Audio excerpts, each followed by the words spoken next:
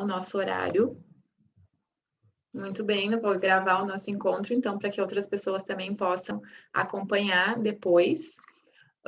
Eu quero que vocês fiquem bem à vontade para participar, para trazerem comentários, dúvidas.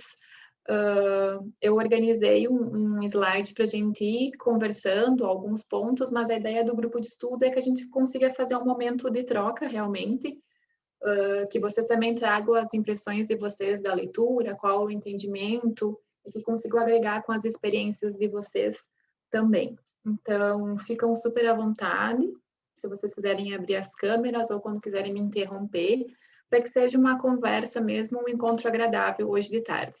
Sara, boa tarde, bem-vinda. Eu iniciei a gravação já e vou compartilhar a minha tela com vocês.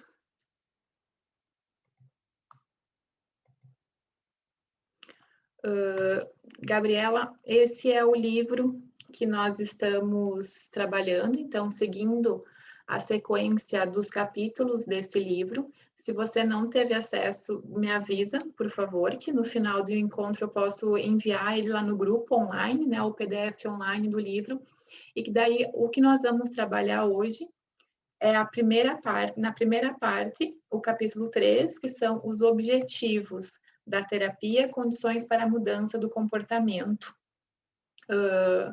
que vai da página 69 a 72. No encontro de 15 dias atrás, vocês trabalharam com a professora Jaqueline, certo? A parte inicial do capítulo 3, os primeiros subtítulos desse capítulo, e hoje nós vamos seguir, então, na sequência do capítulo 3, certo?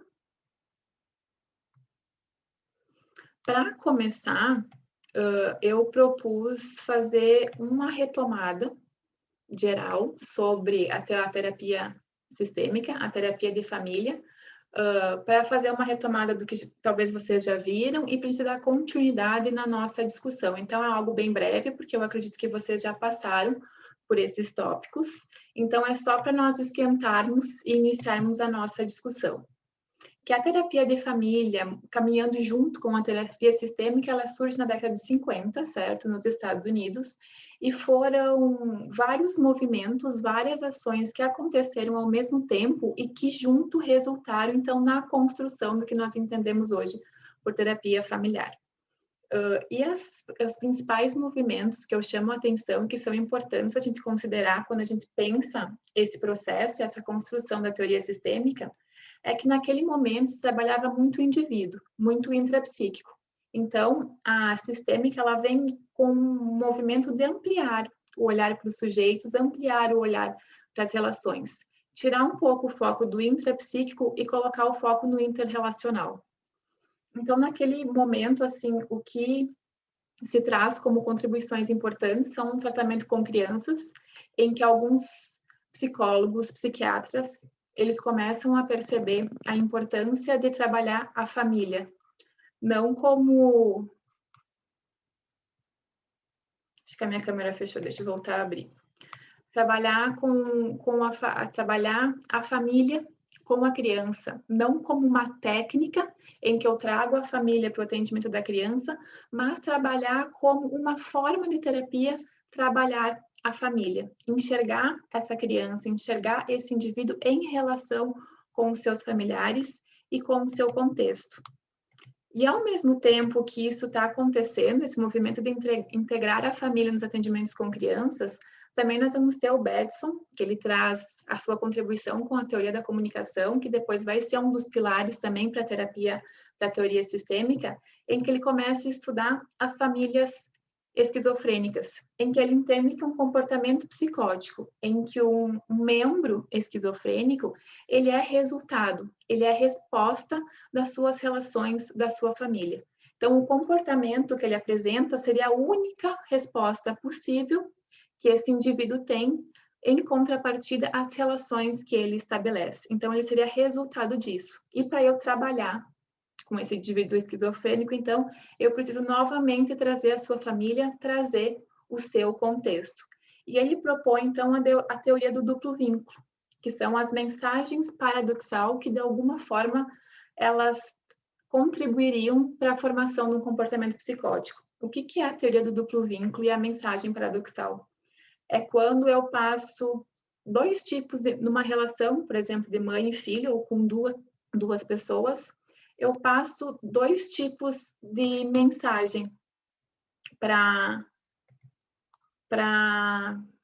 que a mãe, por exemplo, passe dois tipos de mensagem para o seu filho.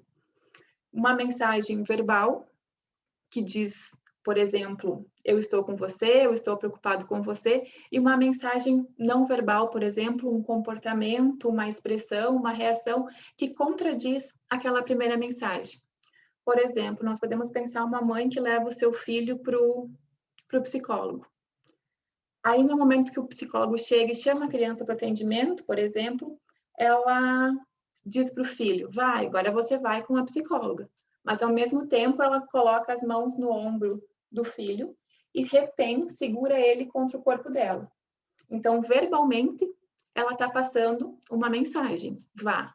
E, de forma não verbal, o seu comportamento está passando outra mensagem, fica aqui comigo. Então, a criança teria dificuldade de fazer a leitura de qual seria a mensagem verdadeira, porque essa mãe está passando uma mensagem paradoxal. Certo? Faz sentido para vocês até aqui? E que essa forma de relacionamento, que seria repetitiva e que acontecer de forma constante e frequência, seria então que poderia levar a uma constituição esquizofrênica, certo? Essa seria uma retomada geral para a gente chegar até onde a leitura de hoje nos propõe. Tranquilo até aqui para vocês? A minha câmera está abrindo e fechando, então por isso que eu volto, mas qualquer coisa vocês me sinalizem, certo?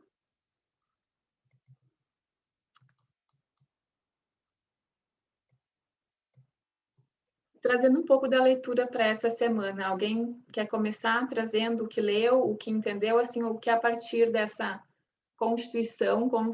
construção da terapia familiar e da terapia sistêmica, aonde que o capítulo e a leitura de hoje nos coloca? O que nos leva a pensar?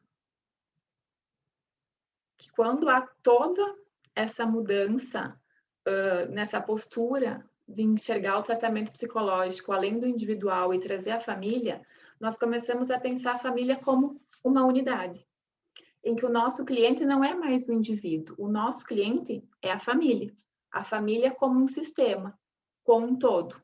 E esse todo, ele é mais do que a soma das suas partes. É mais do que eu pegar um indivíduo, pegar a mãe e ter um tratamento com essa mãe, com o pai e com os filhos. Não, a ideia é que eu consiga ver esse todo, que eu consiga ver esse sistema em relação, que para eu enxergar as partes, eu preciso enxergar também o todo, porque o que constitui essa parte diz respeito ao que está colocado no todo, nesse sistema. Num sistema que é aberto, porque acontece uma relação entre os indivíduos dessa família e também com o seu contexto. Então, é muito importante, para além de eu olhar o que acontece para a família, eu olhar o que está colocado nesse social, o que está colocado nas relações extrafamiliares, que de alguma forma também constitui esse indivíduo e essa família. Então, esse todo, ele está o tempo inteiro interconectado. E é essa mudança, grande mudança que a terapia sistêmica propõe, é a ampliação desse olhar. O foco agora, ele passa a ser no relacional, no interrelacional. E quando eu trouxe lá para vocês que Bateson propôs a teoria da comunicação, que foi um movimento muito importante, é a partir do que ele propôs como teoria de comunicação que várias escolas foram se estruturando, foram se organizando em formas de terapia familiar. E a principal delas vai ser o modelo estrutural, que é a do Minuchin, o estratégico, do Halley e do Grupo de Milão. E que até hoje essas escolas elas nos dão uma base, um norte de como funciona a terapia sistêmica, a terapia com família. Só que quando se iniciou lá em 1950, esse movimento de terapia de família, os três pilares da sistêmica são a complexidade, a instabilidade e a intersubjetividade. Nesse momento, nós caminhávamos, então, conforme eu falei, para enxergar essa complexidade, então, ver esse indivíduo em relação, que é algo que está colocado no momento, então, que é estável, eu vejo essa família nessa condição, neste momento, e com uma possibilidade de mudança, com uma intervenção terapêutica, mas a intersubjetividade, ela ainda não era muito considerada pelos terapeutas. E o terapeuta, ele era visto como alguém externo, que podia olhar para aquela família, para aqueles indivíduos e acessar aquela realidade de forma neutra e objetiva. Então, ele conseguia diagnosticar qual que era o problema daquela família e propor uma intervenção. E naquele momento, as intervenções elas eram muito focadas no problema. Então, a família trazia uma queixa e, a partir daquela queixa, se propunha alterações nas interações, nos processos familiares, buscando relações mais funcionais, mais saudáveis, mas muito focadas no problema que a família trazia. Então, temos uma dificuldade de comunicação, de relação com o filho, então nós trabalhamos esse problema que é trazido como latente pela família. Mas a terapia de família, ela também foi evoluindo. De 1950 até nós chegarmos em 2021, muitas coisas foram acontecendo, foram se alterando, certo? E como que nós enxergamos o terapeuta hoje? Qual que é a postura do terapeuta familiar, o terapeuta sistêmico, diante dos seus clientes, diante da família? Hoje, a ideia é que o terapeuta ele faz parte do sistema terapêutico. Quando a família chega para buscar um atendimento, o terapeuta, naquele momento, ele começa a fazer parte daquele sistema e ele tem uma participação muito ativa. Ele deixa de ser um observador externo, alguém neutro que consegue diagnosticar o que está acontecendo, para ser alguém participativo, ativo, que vai construir com aquela família a definição do que eles trazem como problema e vai construir com essa família alternativas para aquilo que eles trouxeram como queixa, como um problema. Então, ele deixa de ser observador externo, como eu falei, para se tornar um mediador, um facilitador. Então, tem uma mudança de postura aí muito importante. E como terapeuta, ele se torna parte daquele sistema para construir junto alternativas.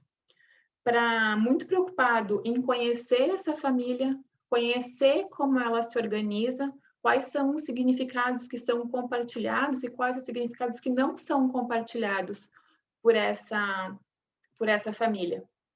Então, se a mudança em relação a como que é se enxergado esse problema também, porque antes a família chegava e o foco estava posto no problema que essa família trazia. Agora, a ideia que se tem muito pautada nas narrativas dessa família é que talvez essas pessoas elas estão restringidas a visões muito limitadas e pessimistas dos seus problemas. E que o processo terapêutico ele vai propor intervenções para ampliar o olhar para o que essa família traz como problema. O problema é o que está latente, é o que a família traz, mas o que está para além disso? O que constitui esse problema? Quais são as relações que perpassam? Qual é a teia de relações que nos dá um panorama mais amplo sobre o que essa família traz como queixa, o que essa família traz como um problema, então? Porque nós podemos pensar que muitas vezes essa família chega com um paciente identificado. A família chega para atendimento. O meu filho, o João, está com um problema na escola, está com um problema de comportamento. E a ideia de quando essa família chega é o quê? Que vai se tratar a criança, que vai se tratar aquele indivíduo. Mas qual que é a ideia da terapia de família? Ampliar o olhar para essa queixa. Movimento de ampliação. O que está para além desse problema comportamental, ou na escola, ou que seja, que a família trouxe como uma preocupação. Gente, como é que tá para vocês até aí? Vocês conseguem acompanhar? Alguém me Sim, dá eu um... só acabei ficando com a dúvida. Uhum. Esses modelos estratégico e estrutural, eles influenciaram para a sistêmica hoje ou o terapeuta ele vai escolher qual dessas linhas ele vai seguir, se é de Milão, algum desses? Isso, estratégica e estrutural. Quando a terapia de família começou a se estruturar, como eu falei lá em 1950, essas eram as 3 principais escolas. Então, tinham terapeutas que seguiam o Minuchin, que era o estrutural, tinham outros que era estratégica, e cada uma tinha uma visão de como tratar essa família. Talvez o Minuchin vai ser a mais conhecida por vocês. Ele trabalha com a ideia de que a família é um sistema aberto, que é organizada em subsistemas, o subsistema conjugal, o parental, o fraternal, e que esses subsistemas eles têm fronteiras, então que vão delimitar o que pode passar de um subsistema para o outro. E cada uma das escolas vai ter a sua ideia e a sua contribuição. Hoje, teve uma evolução, e nós vamos ter, talvez que vocês já ouviram também, a abordagem colaborativa, a narrativa, então que a psicologia, a terapia sistêmica, ela foi evoluindo e que novas escolas, novos modos de olhar para essa família foram surgindo. Mas é muito importante nós conhecer essas 3 escolas principais, porque elas nos servem como base. O entendimento que elas nos dão hoje sobre a sistêmica, elas são usadas pelos terapeutas até hoje. Então, eu posso usar estratégias que são da escola estrutural, ou então da estratégica. A escola de Milão, a grande proposta dela foi fazer a conversa circular entre os membros da família. Então, que eu preciso escutar a versão do pai, da mãe, de todos os filhos. Então, a fazer o diálogo, fazer a palavra circular entre os seus membros. E que essa é uma contribuição que nós trazemos até hoje para os nossos atendimentos, certo? A importância de ouvir os principais personagens, todos os personagens, na verdade, dessa família, e qual é a versão, qual é o significado e o sentido que eles dão para determinado evento. Então, a gente traz na bagagem todas as contribuições dessas escolas. A grande mudança nesse sentido é como o problema era enxergado naquele período, lá em 1950, e qual era a postura do terapeuta.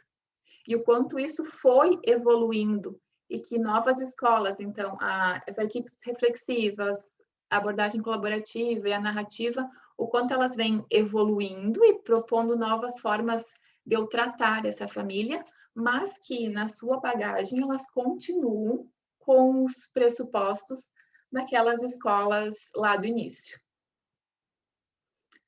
Será que eu te respondi? Era isso?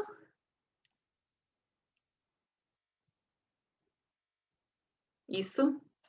Muito bem. Então, eu vou compartilhar o meu slide de novo para a gente seguir. E vocês, por favor, sempre que tiverem alguma dúvida, qualquer coisa, sintam-se muito à vontade para me interromper e perguntar. Aí, o que eu trazia antes para vocês é que, como esse atendimento, o que ele vem mudando, né? Que geralmente, quando uma família busca um atendimento, ela traz consigo um paciente identificado. Então, como eu falei, o Joãozinho tem um problema comportamental, está com dificuldades na escola, e é isso que chega para o atendimento. Aí, o quanto é importante nós criarmos um vínculo com todos os membros da família, numa proposta de, talvez, começar a envolver todos os membros dessa família no processo terapêutico. E em que eles entendam que aquilo que eles trouxeram como individual tem que ter uma passagem para o relacional. O que será que está reforçando? O que será que está produzindo esse comportamento no João? Como que os pais se relacionam? Ou como esses pais lidam com esse problema que vocês trouxeram, que está posto no João? Como que os irmãos também se relacionam com isso? E esse movimento, ele é muito importante no sentido de que eu tenho que passar da ideia de que o sintoma ele não está posto no indivíduo, que o meu cliente não é o Joãozinho, o meu cliente é a família. Então, essas primeiras sessões com a família, elas são muito importantes. De eu acolher, claro, eu preciso acolher, num primeiro momento, qual que é a queixa dessa família e reconhecer que tem uma preocupação, que tem um movimento que trouxe eles para a terapia, localizar em que fase do ciclo vital essa família está. Hoje é muito comum que as famílias chegam para a terapia principalmente com filhos crianças, então no período da infância e da adolescência. E a gente pensa que, pensando no ciclo evolutivo dessa família, esses são períodos de crise para essas famílias, em que é preciso que se tenha alterações nos padrões relacionais, a abertura, muitas vezes, de fronteiras na adolescência, já que esses filhos estão indo para o mundo, então os pais já não são mais as principais referências para eles, mas sim os grupos, os seus pares. Então, como que a família lida com isso? Ou então, como que a família lida com a chegada de uma criança, com a educação dessa criança? Então, esses são momentos de crise importantes, e não crise como algo ruim, mas como algo que essa família precisa passar, mas que muitas vezes é nesse momento que eles recorrem, então, para a terapia. Então, nesse momento, do terapeuta conseguir reconhecer, localizar aonde essa família está. E daí é um detalhe interessante que muitas vezes são as mulheres que buscam, na maioria das vezes, e talvez se vocês têm contato com o consultório, o estágio, quando a gente fala de atendimento de família, geralmente é a mãe, é a mulher que faz esse movimento de buscar o atendimento, né? E o quanto isso é interessante para pensar qual que é o lugar dessa mulher, qual que é o lugar da mãe na família. Ainda a principal responsável pela educação, pelo cuidado dos filhos, né? Então, talvez isso justifica, em partes, o fato de ser a mulher a que busca, a maioria das vezes, atendimento. Isso não quer dizer que não tenha uma participação do pai, que não tenha cada vez mais um reconhecimento maior do lugar do pai e do homem na família, mas que a mulher ainda continua sendo essa principal referência, né? E daí entender quais que são as expectativas que essa família tem para o atendimento. E daí é interessante pensar, e talvez vocês possam me ajudar a pensar nisso. Isso, a Sara falou, o paciente identificado é o sintoma da família. Exatamente isso. E que daí, quando essa família busca um atendimento, então, com um paciente identificado, o que eles esperam? Qual que é a visão que eles têm do psicólogo? Muitas vezes, que é alguém que tem um suposto saber, que vai chegar lá e vai dizer, olha, para resolver o problema do João, vamos ter que fazer isso, isso, isso. Como se existisse uma receita pronta que nós entregaríamos para a família e vocês vão para casa e fazem isso e que tudo vai resolver. E é assim que funciona? Não, né? Então, o quanto que é importante nesse momento a gente conseguir avaliar com essa família quais as expectativas que eles têm sobre o atendimento. O que eles acham que é o psicólogo? Porque isso vai dizer muito do quanto eles vão estar dispostos a se envolverem, no quanto eles vão estar dispostos à mudança nesse processo de terapia. Então, essa avaliação inicial, ela é realmente muito importante. Isso faz sentido para vocês? Alguém já passou por uma experiência desse tipo?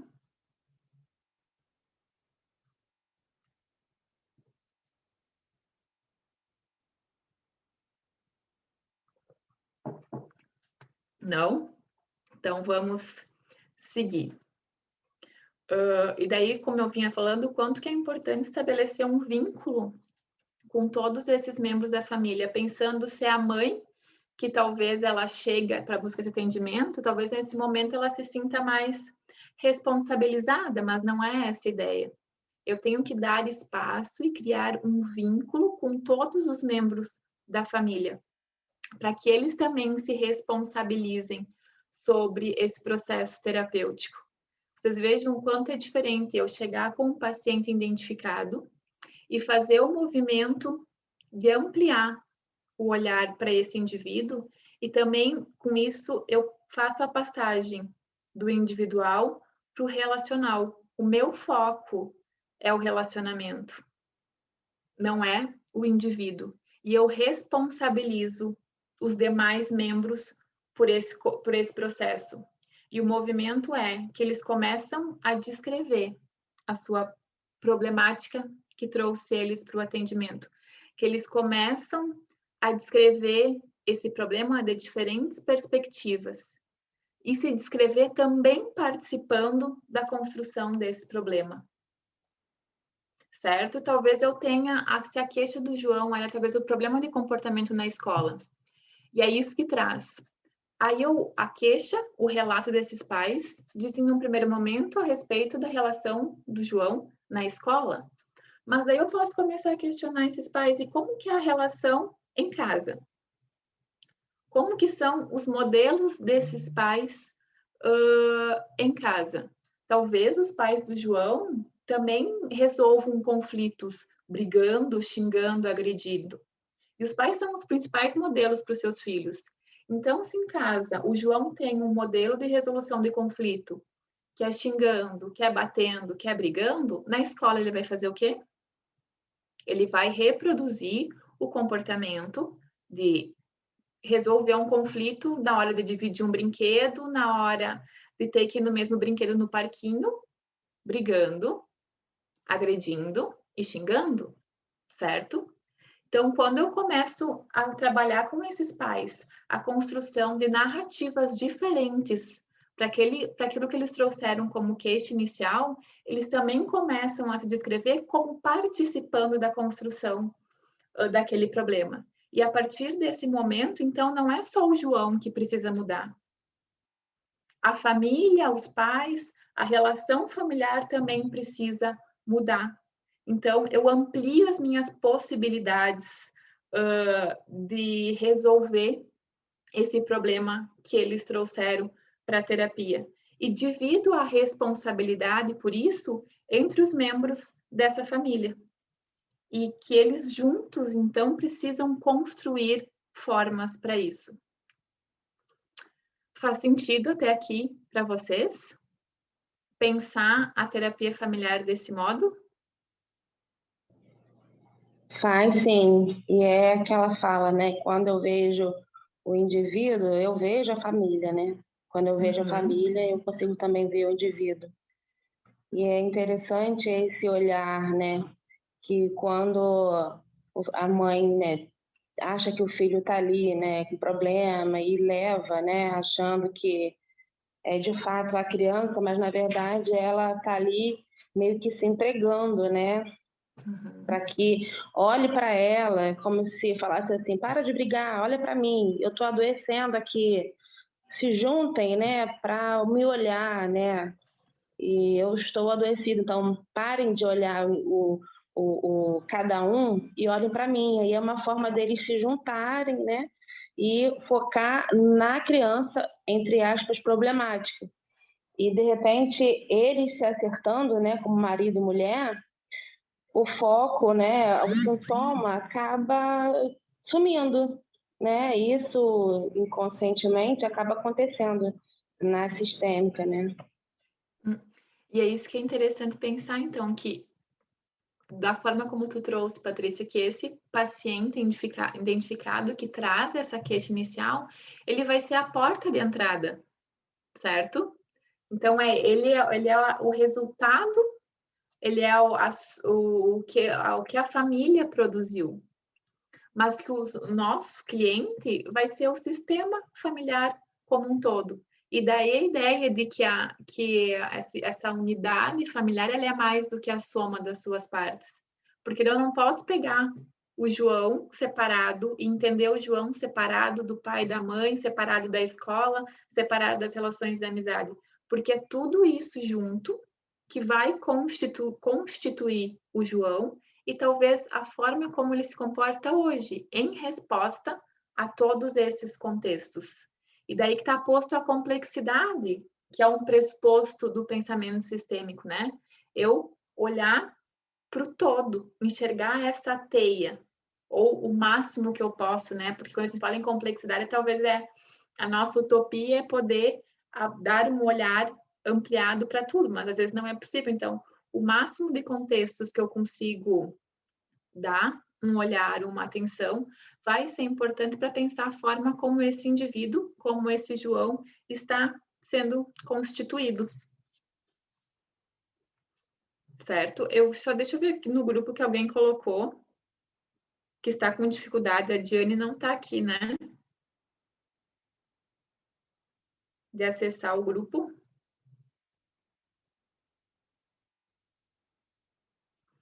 Qualquer coisa, a Diane pode depois olhar a gravação, que ela fica disponível.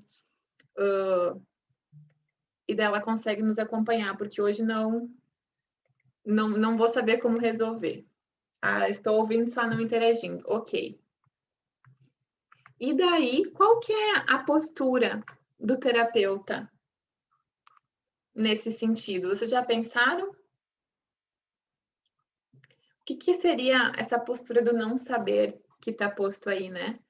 A mudança na terapia, e que é isso que o capítulo nos fala bastante, que ela está colocada na conversação, no diálogo, nos processos reflexivos. E o fato de eu estar fazendo esse movimento de conversar, de dialogar, também está posto a mudança. É nesse movimento que a mudança acontece. E o terapeuta ele vai ser fundamental nesse sentido, porque eu gosto de falar que o nosso piloto que vai nos conduzir é a família, são os membros da família que estão participando da terapia, do processo terapêutico. O terapeuta, ele vai ser um copiloto. Ele vai acompanhar essa família no sentido de proporcionar um diálogo, proporcionar que novas perspectivas, novas narrativas, elas... Alguém quer comentar algo? Acho que foi só uma interferência de áudio. Só vou pedir, então, para que, se não forem comentadas, ligar o áudio, por favor. Acho que deu, né? Então, que o terapeuta ele vai ser um copiloto no sentido de que a função dele num atendimento de família é flexibilizar esse diálogo, é proporcionar que novas narrativas, que novas perspectivas, elas sejam construídas por essa família. Numa ideia de que, quando essa família chega, a gente diz que eles estão muito limitados, restritos a uma visão única. E que através da conversação, do diálogo, do movimento de falar, que todos possam falar e que todos possam ser ouvidos, novas perspectivas elas sejam criadas, construídas para aquilo que é posto como queixa, como um problema, e a partir disso que essa família consiga construir novas narrativas, novas possibilidades de enfrentar aquilo que eles trouxeram. Uma terapia muito voltada no sentido de potencializar quais são os recursos dessa família. E é muito interessante pensar de que a família tem que ser protagonista nesse processo. O terapeuta, ele vai ser um especialista no processo conversacional. Ele é um especialista do processo. Ele é um especialista, aquele que vai trazer técnicas que a sistêmica nos permitem, talvez como a dramatização, como narrar de diferentes perspectivas um determinado problema, pode trazer jogos para ver como essa família se relaciona, se comunica. Então, ele vai ser um especialista do processo. Mas quem é um especialista do conteúdo? Quem sabe o que aquela família é possível, o que é possível para aquela família, o que não é possível para aquela família, é a própria família.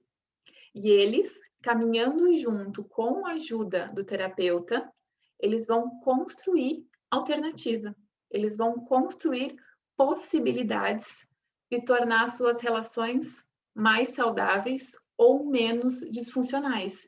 Então, o terapeuta, como parte do sistema terapêutico naquele momento, ele vai buscar alternativas técnicas que permitem aquela família ter novas experiências, certo? A partir de um processo conversacional, dialógico e reflexivo, em que a mudança vai estar acontecendo nesse processo conversacional, dialógico e reflexivo, mas sempre pautado na ideia de que a família é a protagonista. E é ela que sabe do conteúdo que ela traz e da potencialidade que ela vai ter para enfrentar essa queixa de diferentes formas. Como que fica até aqui para vocês? Como tornar essa família ativa e participativa num processo terapêutico? Daí eu volto, o quanto que é importante quando a gente fala que a família chega com uma queixa inicial, muitas vezes com o paciente identificado, e de naquele primeiro momento eu acolher o que aquela família traz, me vincular com todos os membros, e esse é um cuidado muito importante, de eu dar espaço, abertura para que todos possam ter voz nesse encontro e criar um vínculo de forma que eu possa responsabilizar todos e que essa família, enquanto unidade, construa alternativas possíveis para a sua realidade para enfrentar. Talvez, se eu não conseguir fazer um bom vínculo com todos, vai ser mais difícil depois pensar em estratégias conjuntas, se todos não vão estar envolvidos da mesma forma nesse processo terapêutico. Então, o cuidado inicial de acolher essa família, de reconhecer que a queixa que eles trazem, sim, é importante. E, a partir disso, eu fazer movimentos cuidadosos de ampliar o olhar sobre essa queixa e começar. Não é responsabilizar no sentido de, tipo, você também é culpado por isso, é culpado por isso. Não se trata de culpa, se trata de relações que estão disfuncionais. E que se eu penso na sistêmica, no pressuposto da instabilidade, nesse momento, essa relação, ela está disfuncional. Mas, com um processo de intervenção, ela pode estar funcional. Então, eu não coloco isso como algo estático. Essa família é disfuncional. Não. Nesse momento, nessas condições, da forma como as relações estão acontecendo, a família está nesse momento. Mas isso não quer dizer que é para sempre. Muito pelo contrário, se eu estou passando num processo de intervenção, num processo terapêutico, é porque eu acredito numa mudança para relações mais funcionais. E para isso, eu preciso responsabilizar todos por esse processo. Faz sentido isso para vocês?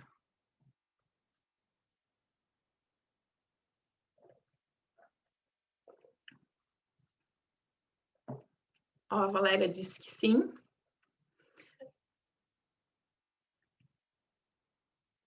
Alguém ia comentar que abriu o áudio? Fiquem à vontade.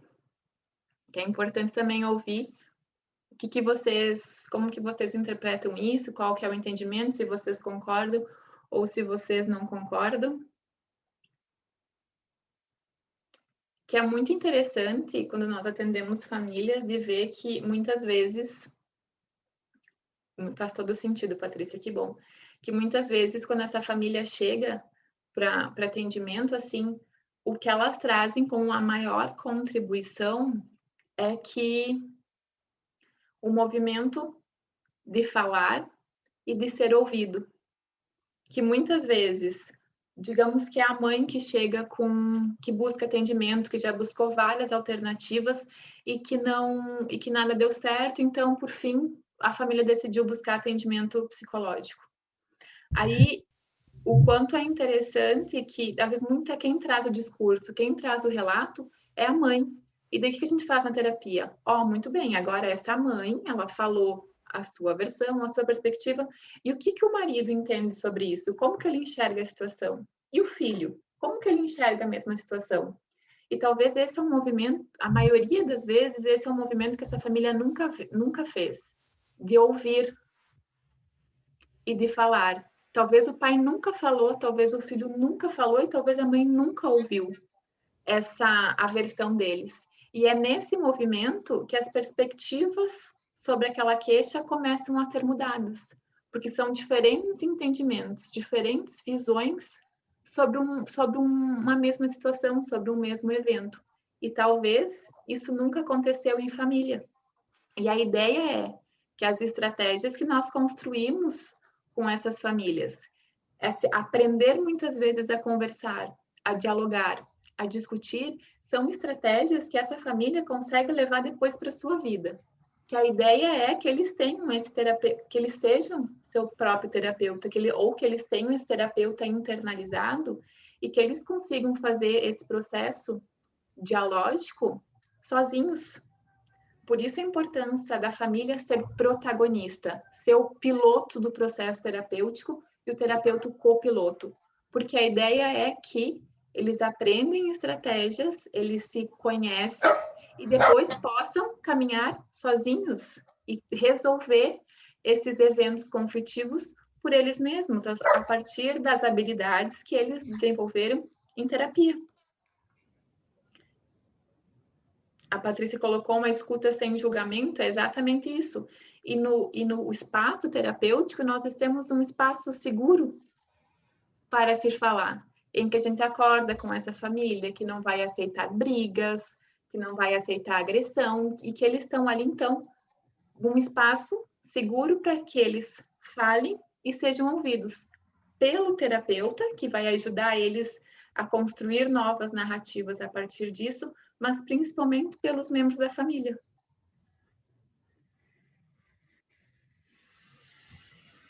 Ok? E para a gente começar a pensar numa finalização, que essa 1 hora ela passa rapidinho, eu queria deixar essa pergunta para a gente conversar agora. Pensando na postura do terapeuta, que a gente já veio falando um pouquinho, é possível deixar de lado o ser pessoa para ser puramente terapeuta, puramente um profissional? Será que eu, Ângela, consigo, no momento que eu vou atender uma família, meu cliente e família, deixar de lado quem eu sou como pessoa para ser puramente psicóloga Ângela? Você Eu acha que isso acredito é que possível? não. Acredito que não totalmente, porque não é nenhuma questão teórica, assim, no sentido de... Porque a gente... Opa! Vamos, cachorro. Acho que tem alguém com o áudio aberto. Alguém que está com Samsung, por favor. Pode fechar o áudio, só para não ter interrupção. Deixa eu ver se eu consigo fechar o áudio pela pessoa. Acho que sim. Pode continuar. Nem me apresentei, sou a Thaís, não participei muito, não me apresentei porque eu cheguei um pouco atrasada. Mas eu fico pensando Thaís. num prazer. Mas eu acho que é um pouco difícil, assim, a questão de distanciamento, assim, total, né, por exemplo, daquilo que é da nossa personalidade. Talvez existam algumas características que vai ser um pouco difícil de separar, mas eu também não acredito que tenha esse distanciamento total, assim. Porque senão a gente tira um pouco da nossa autenticidade, assim, daquilo que a gente é como pessoa, mas pensando na parte teórica, né, daquilo que você tem falado, tipo, o foco não é exatamente a gente, na verdade não é a gente, é aquela família, então eu fico refletindo muito sobre isso, né, sobre essa postura do terapeuta, assim, será que é possível ser tão não sei, tipo, uma neutralidade uma coisa tão neutra que você é tão distante. Eu ainda não cheguei a uma conclusão muito, tipo, total, mas eu acho que tem um pouco da gente, assim. Só que tem que ter um pouco de cuidado, eu acho. Eu acho que as tuas reflexões, Thaís, são bem importantes. Alguém queria contribuir nesse sentido? Então, boa tarde a todos, né? Primeiramente. Boa tarde, Valéria. Eu concordo com a Thaís e eu penso também que eu não relaciono tanto a neutralidade com um distanciamento, sabe?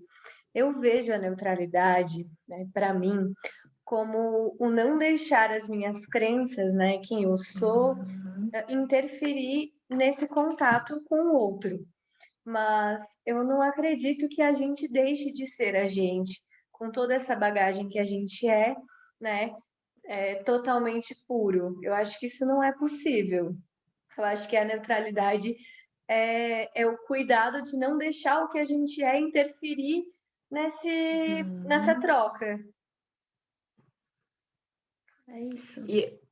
É bem interessante, porque vocês lembram que lá nos primeiros slides que eu trouxe, quando se tem esse surgimento da terapia, qual que era a postura do psicólogo? Era alguém muito neutro, objetivo, como se eu conseguisse pegar uma lupa, olhar, acessar essa família, diagnosticar o que está acontecendo, sempre como alguém de fora. Propor uma intervenção e pensando que as relações se tornariam mais funcionais nessa família.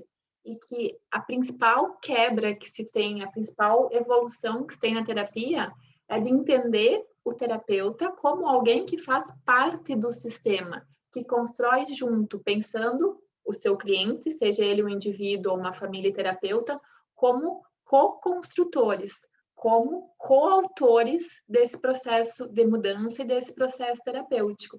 E aí tem uma mudança muito importante na postura do terapeuta, porque daí entra o pressuposto da intersubjetividade, que é inter, é junto, é interrelacional, o que é do psicólogo e do que é do cliente. E daí talvez isso que vocês colocaram, assim, de qual que é o limite, é muito importante da gente pensar. Eu gosto de pensar em imparcialidade nesse sentido, em que as minhas crenças, a minha visão de mundo, ela é imparcial no momento em que eu estou atendendo. Mas a minha opinião é que é impossível ser puramente neutro, que essa neutralidade, ela não existe. Porque o que nós ouvimos e o que nós vivemos junto com os nossos clientes também nos transforma enquanto pessoas, enquanto o que nós somos.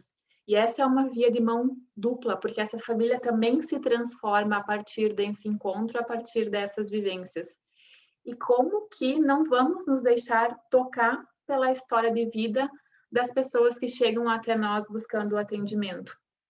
Mas daí o que é importante, como também não nos deixarmos paralisar pelas nossas emoções e perder a nossa função ou a nossa capacidade de ajudar esses indivíduos e essas famílias, certo? Porque eu não vou, talvez eu possa me sensibilizar, mas de qual que é o limite? Não vou chorar e abraçar esses indivíduos, porque eu também perco o meu lugar, a minha capacidade de ajudar. Mas isso não quer dizer que eu não tenha empatia, que eu não sinta junto com aqueles indivíduos o que eles estão vivendo e o que eles estão sentindo.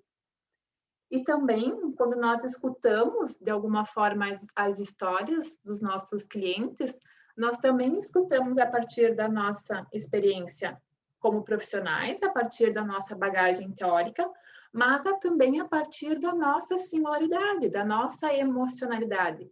Talvez tenha histórias de vida que nos tocam mais do que outras, talvez a gente se identifique mais com algumas histórias de vida do que outras, porque isso diz respeito também ao nosso eu, à nossa constituição, à nossa emocionalidade, certo? E por isso que eu entendo que não tem como sustentar essa neutralidade do terapeuta, como alguém que vai excluir o seu eu da sua prática, vai excluir a sua emocionalidade da sua prática.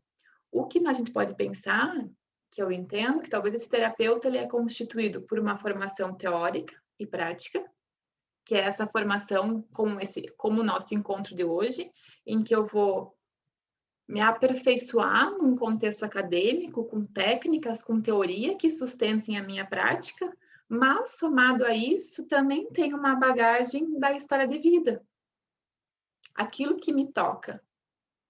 E que isso eu vou aperfeiçoar como? Numa terapia individual, numa supervisão, numa discussão de caso. E que é esse conjunto de teoria, prática e bagagem pessoal que vai constituir um terapeuta. Faz sentido? Faz muito sentido. Até porque, assim, ouvindo a tua fala, né, me faz pensar sobre os pacientes que chegam para a gente, né? Como isso está muito conectado com a nossa história. Eu, pelo menos, eu atendo há pouco tempo. Eu me formei em dezembro. Mas eu vejo chegando para mim pacientes que têm alguma coisa na história de vida que lembra alguma coisa que eu já vivi, eu me identifico, né? Não são casos aleatórios, totalmente diferentes. E eu ouvia isso muito na graduação, né? Que os pacientes chegariam com essas histórias. E eu não sei se vai ser sempre assim, né? Talvez agora chame mais atenção porque é começo, né? Tudo novo, mas aí a importância da gente estar na terapia, a importância de ter uma supervisão, de discutir os casos, porque a gente se transforma junto a cada atendimento. E eu acho que isso que é o bonito, isso que é a co-construção, né? O outro se constrói, mas eu também me construo a cada encontro terapêutico. Esse que é o processo intersubjetivo da terapia. E daí o quanto que é importante, sim, que as minhas crenças pessoais, que os meus valores, que a minha visão de mundo, ela não interfira, que eu seja imparcial em relação a isso. E o quanto que um processo de terapia, ele é fundamental. Mas eu sempre gosto de falar que também é uma questão ética e de respeito com nós mesmos. Talvez, um exemplo, eu passei por um processo de luto muito recente. E chega alguém com uma história, com um processo de luto muito semelhante ao meu. É óbvio que vai ocorrer óbvio não, mas provavelmente vai ocorrer uma identificação, certo? E eu, enquanto terapeuta, posso reconhecer isso, que talvez nesse momento não é interessante para mim atender esse caso. E que eu posso, então, indicar uma outra profissional que talvez nesse momento vai estar mais habilitado para fazer esse caminhada, esse processo terapêutico com o meu cliente. E que talvez nesse momento não é o ideal para mim. Mas que aí um processo de terapia individual ele é muito importante nesse sentido. Para que eu também tenha as minhas questões elaboradas, compreendidas, para que eu possa contribuir para que o outro faça também esse processo. Mas aí você chega e fala, é bonitinho você falando tu, a gente aqui no Rio, a gente não costuma falar, mas é tão bonitinho. Eu sou do Rio Grande do Sul, então sai muito tu, às vezes eu tento me dar uma controlada, mas ele sai no automático. Mas é bonitinho. Mas quando você fala assim, quando eu tenho paciente dessa forma, que a gente se identifica, você fala assim, olha, eu não vou te atender porque... Fala o quê? Isso confunde com a minha história? Ou como que sai disso? Ou não sai? O que acontece? Ó, o tu já ia Olha ser aí de novo. É muito bonitinho. Que você acha que nesse momento um colega seu pode estar mais habilitado, mais preparado para contribuir, para ajudar essa pessoa diante dessa situação, que tu confia nessa pessoa, que tu vai indicar, que tu se coloca à disposição para fazer um contato ou mandar uma carta de recomendação para esse profissional que tu confia e acha que nesse momento ele vai estar mais preparado para o processo de terapia. Talvez tu não precise expor a tua situação. Entendi. Mas indicar, e eu acho que é importante fazer esse encaminhamento, essa indicação para um profissional que tu saiba que você saiba que vai atender essa pessoa. Assim como a gente faz, às vezes, a gente faz uma avaliação, por exemplo, de uma família e entende que essa família precisa de uma terapia individual. Então, eu faço esse encaminhamento, dou um retorno para essa família e faço o encaminhamento para um profissional que possa atender. Eu acho que é esse cuidado, esse respeito com os nossos clientes. Perfeito, obrigada. No caso da família, assim, eu vou encaminhar a família para psicoterapia individual. Eu posso atender um dos membros ou não? Isso faz parte do contrato que você vai ter com essa família, né? A minha visão, o meu entendimento é a partir da perspectiva que eu trabalho. Quando eu atendo família, os meus clientes são todos os membros dessa família. E eu devo respeito e é uma questão quando cria um vínculo, uma confiança com todos. No processo de terapia familiar, nós podemos sim fazer acordos e entender que nesse momento é mais interessante atender só o casal, ou atender só a mãe, mas isso dentro dos nossos objetivos terapêuticos, e que eu consigo acordar com esses membros que eu vou estar atendendo de forma individual ou apenas um subsistema dessa família. Agora, quando eu vou indicar algum desses membros para a terapia individual, eu entendo que é interessante indicar para um outro profissional, para que essa pessoa ela construa com o profissional o seu entendimento, o seu processo terapêutico, porque eu já vou conhecer aquela família, já vou conhecer aquela história, já vou conhecer as perspectivas de outros membros, e que isso, de alguma forma, pode interferir na construção do nosso vínculo, principalmente se eu sigo atendendo essa família. Porque daí talvez tem questões de sigilo, que essa pessoa ela não quer compartilhar ainda, daí qual que é o lugar que eu assumo? Se eu tenho um vínculo, que eu criei, uma questão de sigilo de confiança com a família, mas ao mesmo tempo eu tenho algo que é de um desses membros, que é individual. E aí? Aí eu entro numa questão ética. Como é que eu vou manter um sigilo com essa pessoa se para isso eu quebro a minha confiança com o sistema família? Então, eu entendo que seria interessante separar isso por questões éticas. Algum outro profissional atende o individual, se isso for interessante, e eu sigo atendendo no sistema familiar. Não que não possam ocorrer conversas entre esses psicólogos e pensar em estratégias juntas, mas daí isso sempre muito acordado com quem está sendo atendido. E sempre assim perguntar, se eu vou trazer para um outro psicólogo, para um outro profissional, ou levar para a família, o que eu posso falar disso? O que eu não posso falar? O que você quer que seja compartilhado? O que você não quer que seja compartilhado? Então, para eu manter esse vínculo de confiança com os meus clientes. Te respondi? Será que fica claro? Sim, ficou muito claro. Muito obrigada. Pessoal, estamos nos aproximando, né? Já nos aproximamos, na verdade, são 13h01 agora. Como que foi para vocês o nosso encontro? Ficou alguma questão, alguma dúvida? Sintam-se muito à vontade para trazerem seus comentários. Como que foi para vocês? Para mim foi muito válido e eu acho que podia ser 1h30, porque 1 hora só é muito pouco, né, gente? Passa rapidinho, né? É por isso até que eu cuidei para 2h02 a gente estar começando assim, para também não perder tempo esperando o pessoal entrar e conversando para render a nossa 1 hora. Mas passa rapidinho mesmo. Talvez é uma sugestão, Patrícia, que tu possa colocar no grupo, daí a escola que avalia o que é melhor. Oi.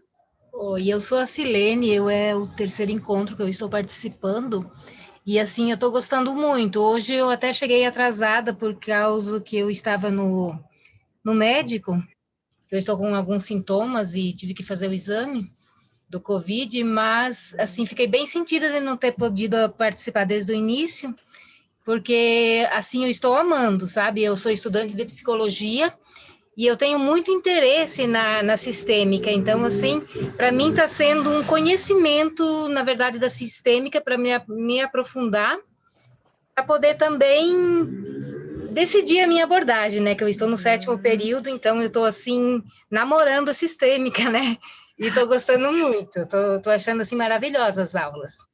Muito obrigada. O grupo é uma ótima oportunidade mesmo.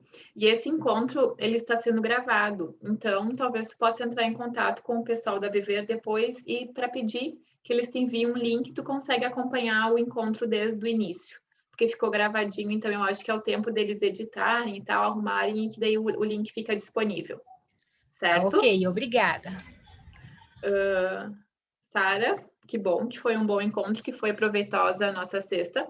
O nosso sábado, desculpa, eu queria aproveitar só para passar alguns recados que a Viver me pediu, que talvez se vocês têm interesse em se aprofundar em alguma dessas temáticas, que é uma ótima oportunidade, tá? Eles estão com inscrições abertas para o curso online de orientações gerais sobre psicofármacos para psicólogos, que vai acontecer no dia 10 de junho, numa quinta-feira, das 19 às 21h30. Tem também um curso online Perdas e Lutos na Área da Saúde, que vai acontecer no dia 12 e 19 de junho, que é aos sábados, das 9 da manhã às 11h30. E estão lançando um curso online, Jogos Dramáticos e Dinâmicas para Grupos Online, que vai acontecer no dia 19, 26 de junho e 3 de julho, também aos sábados, das 9 da manhã às 11h30, e que a Viver abriu recentemente uma turma de formação e pós-graduação em terapia familiar e sistêmica, e em breve eles estão abrindo a segunda turma de formação em sistêmica. Então, se vocês tiverem interesse ou ficaram com alguma dúvida, vocês podem entrar em contato com a Viver Mais nas redes sociais, que eu até vou compartilhar o slide, que tem o arroba, deixa eu voltar rapidinho, que tem o arroba da Viver Mais Psicologia e o arroba do meu Insta profissional também, que qualquer coisa fico disponível para conversar com vocês por lá, certo? Queria convidá-las para abrir a câmera, se possível, para nós tirarmos uma foto e deixar registrado esse momento. Vocês topam? Fazemos uma foto? Ó, a Patrícia está se arrumando já para esse momento. Alguém mais sente-se à vontade para abrir a câmera para fazermos um registro? Valéria, que bom enxergar o rostinho de vocês, muito prazer. A Sara está na nossa turma de formação, né, Sara, em Psicologia Sistêmica. Então, vamos lá, vou tirar um print e aí mando a fotinho lá no grupo, daí vocês têm acesso a ela, tá bem? Vamos lá, ó, mais alguém abrindo a câmera?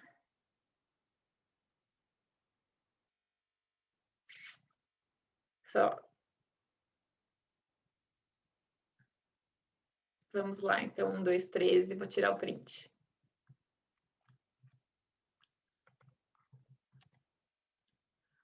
Momento registrado, então, pessoal, em seguida eu mando a foto lá no grupo, então, do WhatsApp, daí vocês têm acesso, certo? Uma boa tarde para vocês.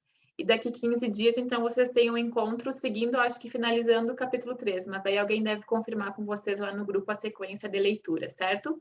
Boa tarde e muito obrigada pela participação de vocês. Até mais. Boa tarde. Obrigada. Boa tarde. Tchau. Tchau.